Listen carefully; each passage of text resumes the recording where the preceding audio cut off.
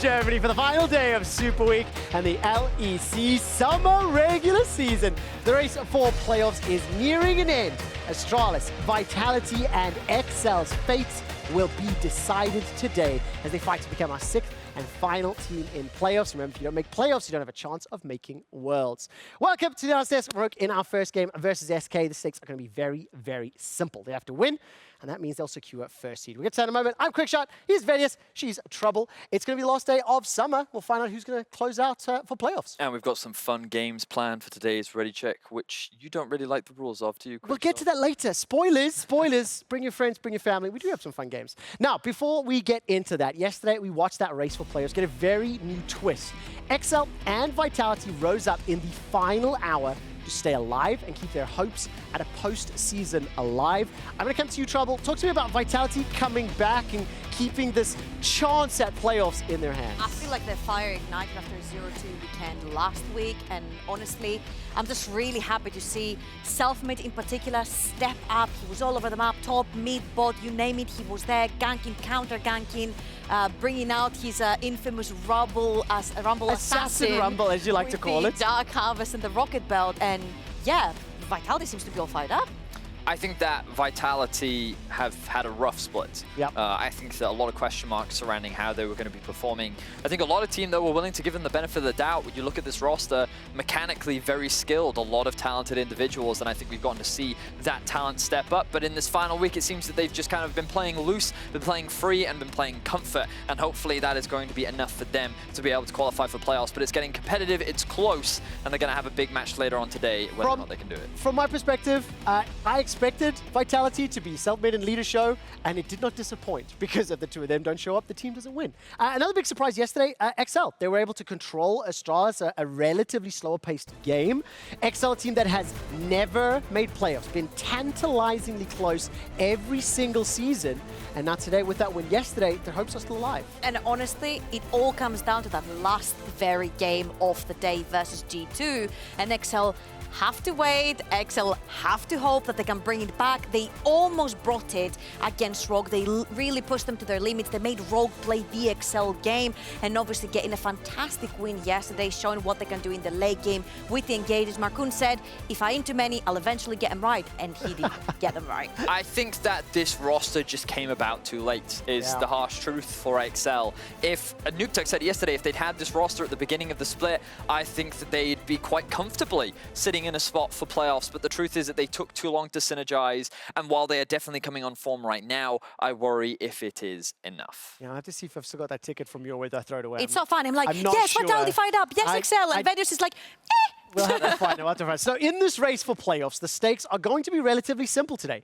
The winner of Vitality versus Astralis will lock that seed as long as G2 beat XL. Now, I'm going to go over some of the crazy parts regarding playoff seeds. We've received several questions as to why Fnatic are guaranteed a 5th seed in playoffs, even though they could end 4th in the regular season. Now, the reason for that is the only team Fnatic can surpass in the regular season standings are G2, who, as you can see on your screen, acquired 50 championship points in spring.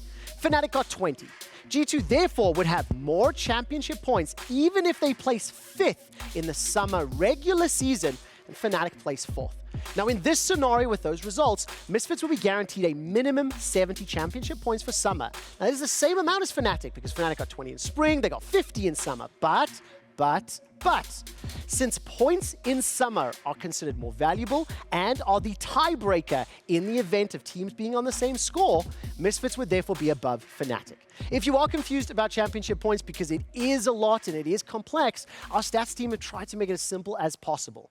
If Rogue beat SK in our very opening game, the top 4 seeds for playoffs will be Rogue in 1st, Mad Lions 2nd, G2 3rd, and Misfits 4th. That will clear up some of the confusion. So I've painted the picture for playoff seeding. I'm going to ask my analyst now to talk about one of the teams that's struggling, and I didn't mention them really at all. How the hell did Fnatic end 5th?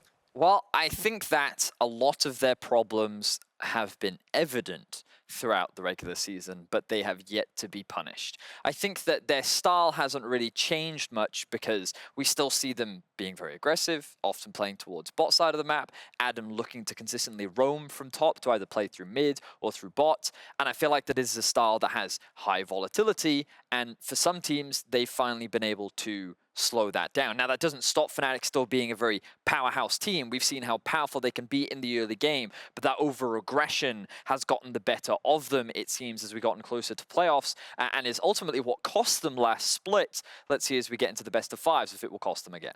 And also the difference here is like putting Bwipo into the jungle. He brings a new flair, a new era, bringing the wacky picks such as the Karthus, the Rengar. The Nocturne was one of my personal favorites with a Paranoia usage on cooldown every single time. But I feel like sometimes they're experimenting a little bit with the drafts. For example, the thing that comes to mind is Hylissang on the Morgana. And I'm like, Hylissang is your initiator. Hylissang is your power button, the red button when you press it and everyone piles on. Same with Bwipo. And it just didn't work that well for me seeing him on the Morgana where he was like, you know, the back and forth, the more support style of a bot laner that, in my opinion, Fnatic doesn't need from Hylissang. They need him to go in. From second in the standings to fifth, and now that means a lower bracket seed for Fnatic. 1 BO5 loss, and they will be eliminated from making it to finals, from making it to Worlds. A lot on the shoulders of the players. Quick reminder just before we move on with the show. Next week, there'll be no LEC. That is very sad. We'll be back on August 13th. It is a break week to allow our teams to properly prepare for playoffs and give us a little bit of a break, specifically Vedius. He's a very tired old man. The end of the regular season is upon us, and it does give us a chance to look back and give out some extremely serious, extremely important, and not in any way trolling LEC awards.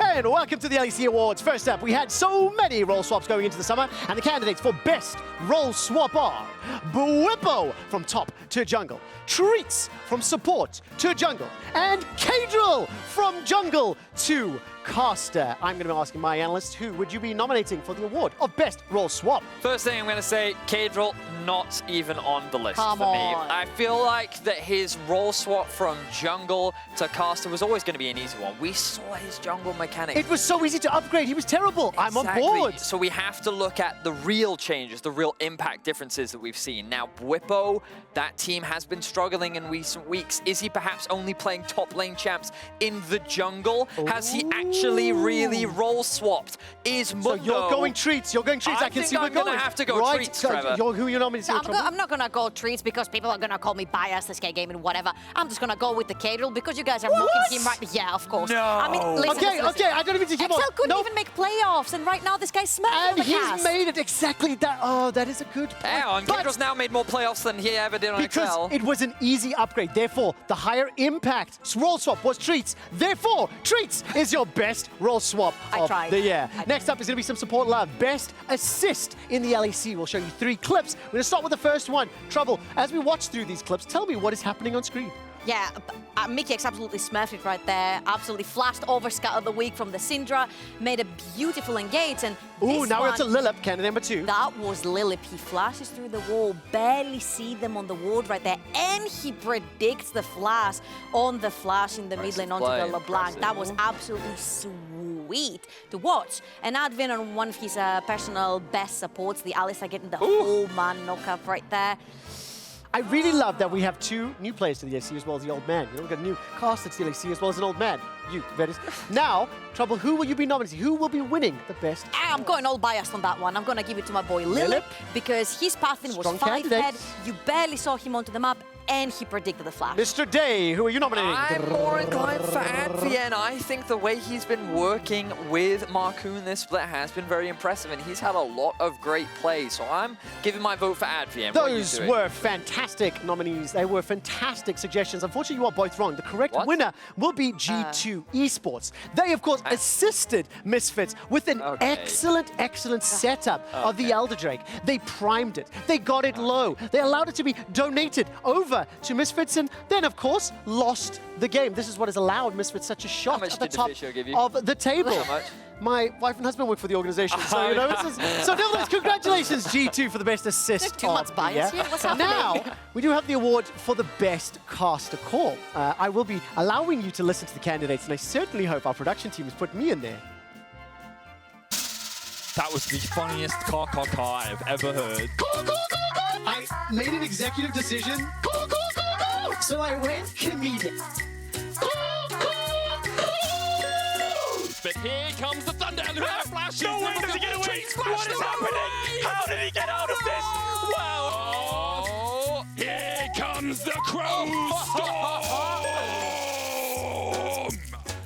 Fires it across Odomne, and Odomne used all his bursts, and SLT still has the scissors, so he's still cutting him. Who just walks into the league and just starts killing Caps in their first game? That was the funniest caw I've ever heard. I made an executive decision, so I went comedic.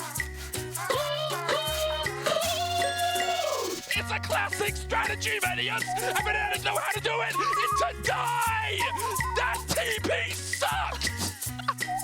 0-4-0 performance kill. Is that a slap in the face?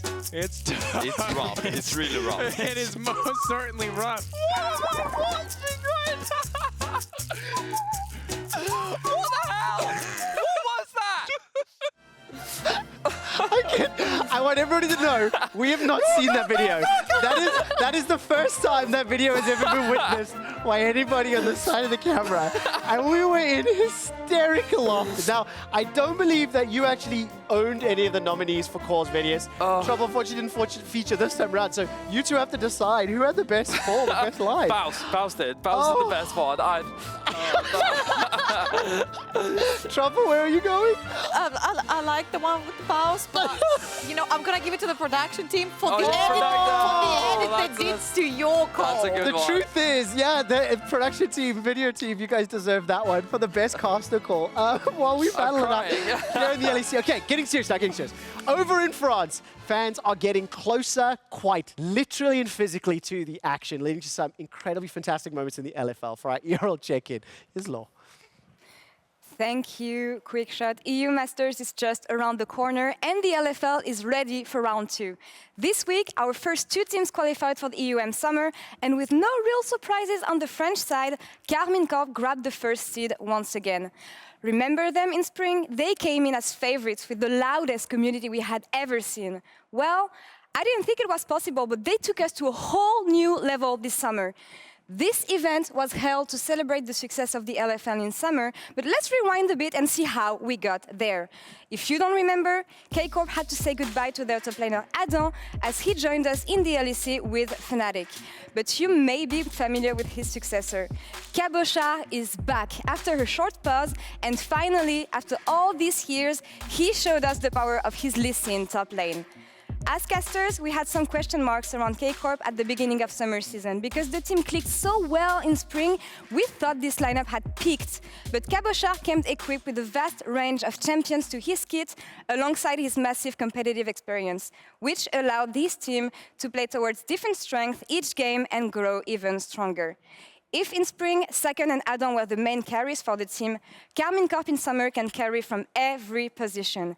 The LFL and French League of Legends made a lot of noise over the past few months, and I think that Carmine played a huge part in that success. The results our teams had in spring made for an even more competitive league in summer, praised by international players and world champions doing B. Hello， 大家好，我是录音币，希望我们法国的朋友各位关注带来这精彩比赛，KC加油！ I think it's a shout-out we can be proud of. And our second representative is no less than Vitality B, whose journey at EU Masters Spring unfortunately stopped in play-ins, but in summer, Vitality brought skins back in the team and had a fantastic start to the season. Things got a bit shaky with the mid-split roster changes and SLT being subbed in for Shiganda, but it didn't stop the team from finishing second with a second place and grab the EU Masters ticket to the main event this time. The LFL playoffs will start this weekend, and we'll soon know which team will complete our French trio at the EU Masters. For now, time to see if the Blue Wall can win back-to-back LFL titles before coming back to the EU Masters scene and smash ERL's hopes once again. Now, back to the LEC, and this week on Pop Quiz, players got tested at their knowledge once again, with a twist this time. Let's check it out. Okay, I'm going to give you some clues about a certain player. After each clue, you can guess who that player is. If you get it wrong, I'll give you another clue. Got it. In his first win for his team in the LCS, he got a pentakill. I'm gonna say Garzi, but it's not. Just to go next hint. Currently coaches a team. Okay, let's say I lost that. I just need another hint. Used to play mid lane professionally. Why everyone is mid laner? Used to play mid lane professional, was a coach and got a pentakill. I have no clue. Can I have another hint? First import to win the NALCS. First import to win as well? Won the All-Star 1v1 competition in 2015. Got pentakills while playing professionally in both EU and NA. I wanna say like Froggen. Known for his Syndra. Fill in the blank. Blank and forwards. Oh my god, it's too early for this. Known for his Zillion later in his career. Okay, Bjergsen. Yeah, there we go. Yeah. No, Bjergsen. Well, you know, when you say Penta, I think of AD Carry. Bjergsen! Yeah! Oh! Bjergsen. Well done, you were the first person to get that right on the first go. I don't know. Bjergsen. Known for playing Draven. Tyler. Hansama? Hansama. Me. Used to play Counter-Strike and Dota professionally. That rings no bell. Let me just think about it though. Has 6 domestic titles. I will ask you a question. How about that? No. Has played at Worlds and MSI 3 times. The only other Draven player I can think of is Freeze, but that's a long time ago. Saying he's better than Doublelift is a frequent meme in Twitch chat and social media. Better than Doublelift? Everyone's better than Doublelift. Sneaky! No, what? But who, man? Yeah, I'm just gonna lose this one. His catchphrase, Respeta, meaning respect, is part of Twitch's voiceover in Brazilian Portuguese. What? Is it BRTT? Who follows that league? Oh, BRTT, yeah. BRTT? BRTT. Known for playing Draven, BRTT. BRTT. Known for playing Draven. BRTT. Oh my f***ing god! Are you kidding me? Brazil! How did you get that? How did you? There's not many. Hansama is like the other guess, but I was like, that's way too easy. Like you guys digging deep, so I'm digging deep. Well, of course, we have to give a try to guess the LEC pros. We got our very own Guess That Player game coming up. As you saw in the video, some information will pop up on screen, and the 3 of us will have to try and guess who that player is. It is intentionally made harder in that video because they don't explain the rules, so I'm going to explain it here. Our production team will put a list of clues up on screen. They will keep pushing those clues until one of us says the correct name first. We'll celebrate who wins, and we'll move on to the next player. But where are the players from? God, I don't know. Production didn't freaking tell me. So you don't know any more than I believe it says LEC players. I believe it should just be LEC. So we're waiting for the first clues here, and we'll start guessing the players. Guess the player, So not let's the go. LEC The player. last time this player made Worlds was in 2015, which was Origin and Fnatic going to semi-finals, which means... Are you sure it's only LEC? Which players we're looking at? Participate in ESL Counter-Strike events before transitioning to League. Okay, fans at home, are you guessing in chat? Can you be embarrassing us? Played for 2 orgs from his home country. When did Carlos play? How long is Ocelot there?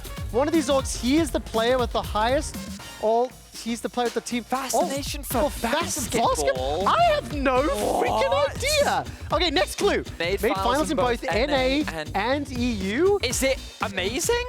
No, because amazing? Oh! How? What? Amazing in 2015. Participated in a Counter-Strike event. I didn't know he ever played Counter-Strike. I worked with this guy. Why did you never talk to me about this? The basketball thing I did know. So Vedius with a complete lucky guess figures it out. Well done. Next player. Let's go. Next clue. Next clue. Waiting for it to pop up on screen. Debuted in the EU LCS in 2018. It's not Caps. I'm going to go Perks. I'm going to go Perks. But what? Was it 2017? 2016. Oh, you're so right. That is awful. Played in Challenges. Would still have been that one. Okay. Next clue. Next clue. Stayed on his final team for 2 years. Who debuted in 2018? Oh, you see, this is so challenging. Oh, no way. Spanish fluent. Kadril? When did Kadril join? Wait, Kadril? Kadril. Yes! Okay, 1-1. Oh, it is Kadril. The old boys are on this one. Georgia, you gotta try and pick it up. They're gonna hit it. Oh, yes! The Mazarov play! Okay. Vedius and I each got 2 points because it took so many clues to get in there. I believe we do have one final player to try to figure this one out. Production, let's see if we can do it. And if Georgia can guess it quickly enough, she can beat both of us at the top. Yeah, I'm sure you do. 1 of 3 LEC players of his nationality. Okay, could be Belgian. Okay, played for the ERL team of 2 current LEC teams. So it has to be like I really think I'm... SK, XL, Fnatic member. Has made leader? Leader? I'm going to go leader. Let's say no answer, so can't be. Okay, so can't be. If we were to make a buddy cop comedy, he'd be one of the 2 leads. Wait, is it Jessis? I wanted Is to... it Marcoon? Known for having a... Marcoon? Oh, it's Marcoon. A lucky guess again. Because it's Mark and Hank. Congratulations. It's Mark and Hank. Oh, is Mark and Hank the duo? It is, yeah. So I don't know what is a buddy cop thing? Is that a content series? Evan and I would joke about it. Evan's our scriptwriter, but we joked about it because when we found out the name of Mark and Hank, okay, like... so Evan rigged this game, our scriptwriter, to allow him to win with that clue. Therefore, he's disqualified and I win. Today, the final regular season will conclude and we'll be ready for playoffs. There's only one scenario involving an XL Astralis tiebreaker game. If both of them win their respective matches, remembering XL are playing G2, Astralis are playing Vitality, that tiebreaker game will be played after our regular scheduled matches. Now, there's only 7.5 minutes to go, so let's turn our attention back to the games at hand. Thank you for playing along. You still did not win. Rogue are looking to secure the top seed going into playoffs. If they beat SK Gaming, our seeds for playoffs will be locked 1, 2, 3, 4. Now, the spring finalists, Rogue, they have risen up once again in summer. They're looking to take another step towards their first LEC title. They are, in my opinion, the regular season kings. For the 3rd season in a row, they are sitting in first place. But there are some concerns on the horizon. Well, I think that it's really important to just look back at Rogue and their history and the fact that when they joined the league, they weren't the hot stuff. They finished 10th in their very first split. And we talk about this a lot, but I think it's really important because they are a success story when it comes to growth. I think that they are an example of what many teams are looking for. When G2 joined, they had Perks and they continued to build around Perks over the years. And I think that Larson and Inspired were 2 players that we saw from this roster that Rogue have continued to invest in, and that has paid off massively, finishing first last split, tied first, only losing out to the head-to-head record and finishing second in spring of this year, and now in position to finish first again. I've just been so impressed with this level of consistency that we've continued to see from Rogue over the last 2 years. Something else they're very consistent at is fumbling when it comes to the very late stages of its season, right? Because this weekend we saw them really struggle against an XL that hasn't yet made playoffs, that's towards the bottom stages of the ladder. And then yesterday they also lost by making a huge mistake. And as we can see also in their loss versus Mad, the game was in their hands the entire time. And again, one mistake in that mid-game is what ended up giving them the loss. And I think that when fans look at Rogue, the word choke has been used, right? That they've, at the crucial moment, they fumbled. But I don't think that's what this is. I think that we are seeing now consistent mid-game issues with this Rogue roster. This Rogue versus Mad one is only one example of many. This was just their game yesterday. You can think back to the final from last split. It's this thing where they get this insurmountable lead and then they make mistakes like this. And the thing is, there doesn't seem to be a theme around what these mistakes are. It's just sometimes it's over and over extension. In this case, they weren't in position to force this fight and they end up getting collapsed upon and they end up losing a Baron and the game off the back of it. This issue, I think, is a big one for Rogue and we've seen it multiple times. So as they get closer to playoffs, if they still want to challenge for the title, if they want to win the LEC, this is something that they're going to have to fix. I mean, it's so terrifying when you think about it. You saw those gold graphs, gigantic. They saw multiple throws in the same game being reverse swept in the finals after going 2-0. It is a very glaring problem. And you're not the only one that's noticed it, Vedius, because it has given birth to a little bit of a meme. We're going to show you a graph in a moment from a Korean fan who wished to be credited as that Korean fan who, despite all odds, still tragically follows Rogue since 2019. And you'll notice 0 to 20, excellent. 30 plus, excellent. Assuming they survive Rogue time, that 20 to 30 minute mark where the blunders apparently appear. Yeah, and I think it's crazy because when we look at Rogue and a lot of their dominant wins, it's like they've built such massive leads and they close the game out in like 26 minutes, right? But recently and like historically, we have seen these issues prop up, and I hope that this meme can disappear because we want to see Rogue fulfill the potential that they do have, given that they are such a talented team. To me, this kind of shows me start of the game, impeccable macro movement on the map, fantastic. After 30 minutes, everyone has scaled up their team fight, fantastic. The in-between, decision-making, not so fantastic. Question is, do they throw or not? If the answer is no, they win. If the answer is yes, they don't. Before we get to Rogue versus SK, let's see what Rogue's coach Freddie had to say heading into today. Thank you, Quickshot. And Freddie, thank you so much for joining me. The desk was actually talking about the fact that for a long time now, Rogue had this visible problem where past 20 minutes things go a bit weird for the team, and maybe that's what's been preventing you from winning championships or going a step further at international events. Is it something you addressed, and how do you intend on tackling this for the future? Yeah, I think this has been a bit of a difficult problem for us, and I think it's kind of a combination of things. Obviously, we as a team like to draft for early very heavily because we believe that that's the best way to play, to get these strong gold leads. And I think as a general explanation for what's happening, I think it's a lack of focus that happens sometimes in the mid game, especially when we get around 7K. That's kind of our danger zone, it seems to be. But there's different ways we have thrown games, and I think moving into playoffs, it's going to be a lot of preparation and making sure we know how to actually play out a lot of these scenarios where we've struggled in the past. But in general, I would put a lack of, or like a loss of focus as a kind of a big reason for this. Interesting that you mentioned focus, because you must hear the communication between the players. So do you have examples as to why they get lost, or what gets them lost specifically after the early game? It's hard to say sometimes. I think sometimes we just lose the bigger picture of what we should be doing on the map, and we kind of go into the frenzy mode where we just want to kill them and end the game. But I think that's a bit of a scrim habit that comes from that. So we don't play it out kind of by the book enough, and we go into like crazy scenarios that shouldn't really be happening when we have such a good gold lead. Well, you know what to do, so obviously you can fix that when playoffs come. A second question though, because we noticed that from the first part of the split, Rogue was mostly playing for bot lane, and then you switched, showing that there was other strength that you know coming from the top lane, for instance. How did you get there, and what did you identify as way to find some new way for Rogue to play? Yeah, I think it was a bit of a trigger from the meta at the time. We just thought that when Ziggs got buffed, it was very strong when you comboed it with like this Nocturne and things, and then later also Camille. So it got triggered from mostly that we felt people could not punish Ziggs very easily. So we just paired it with strong combos, and yeah, I would just say it's a result of the meta, but obviously we're willing to play both ways, and it's good that we can play both ways. Yeah, it's better to have multiple tools, especially when reaching playoffs. About that, it will be my last question. Compared to spring, how strong do you feel compared to the other teams you will be looking forward to facing in playoff? I think that the summer playoffs are going to be very tough and very stressful for all teams.